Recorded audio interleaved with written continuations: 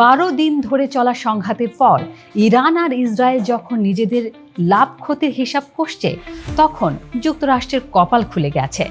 ভারী বোমাবাহী B-2 বিমান দিয়ে ইরানে দেশটি যে ধ্বংসযজ্ঞ চালিয়েছে, তা এক অর্থে দেশটির কৌশলগত বিমানের ক্ষমতা প্রদর্শনও। ফল ফলতে শুরু করেছে হাতে হাতেই। কৌশলগত পারমাণবিক অস্ত্র বহনে সক্ষম কমপক্ষে 1 ডজন F-35A যুদ্ধবিমান কেনার পরিকল্পনা করছে যুক্তরাজ্য। দেশটি দ্রুতই নিজেদের পারমাণবিক অবস্থানকে সবচেয়ে শক্তিশালী করে তুলতে চলেছে। ব্রিটিশ প্রধানমন্ত্রী কিয়ার স্টারমারের কার্যালয়ে এমনটি জানিয়েছে। একই রকম প্রয়োজন দেখতে পাচ্ছে ভারতও। রাশিয়া ইউক্রেন যুদ্ধ এবং ইরানে মার্কিন হামলা দেখে দেশটি বোমারু বিমানের কার্যকারিতা দেখেছে।